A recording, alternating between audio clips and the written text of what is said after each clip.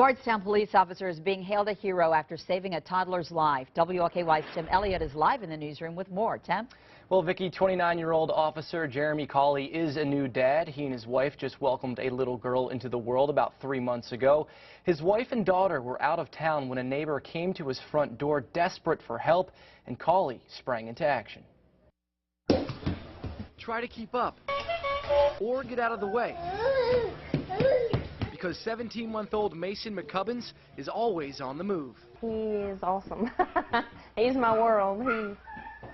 I don't know what I'd do without him. Shasta McCubbins is Mason's mom, and last Saturday, she had the scare of her life. He just stopped breathing. That day, Officer Jeremy Cawley was supposed to be out of town with his family, but instead he decided to stay home. I was meant to be home. There's no doubt about that. Mason was at his grandparents' home, and they live right across the street from Officer Cawley.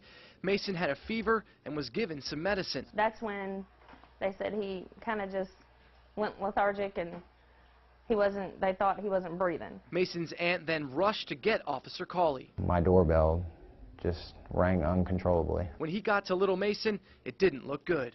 It was obvious he was having difficulty breathing. His eyes were just as wide as they could be. He had lost all of his color. Immediately, I did a simple just sternum rub to see if I could get some sort of reaction out of him, and I got nothing. Officer Cawley started doing chest compressions. Slowly but surely, you could tell a little bit of color was coming back. Then Officer Cawley did something that he usually does with his own 3-month-old daughter. He blew in Mason's face to get his attention. And I remember this vividly. He looked to his left. He went from staring straight forward. He looked at me just straight to his left. And that's when I realized there was a little bit of life coming back to him. Almost a week later, Mason is full of life once again. Wonderful. As you can see, he is doing wonderful. And it's all thanks to Officer Cawley. He is like a hero to me because he did relieve me from the CPR, and I was like, oh, thank God. I'm just grateful I could help. I'm just grateful I could be there.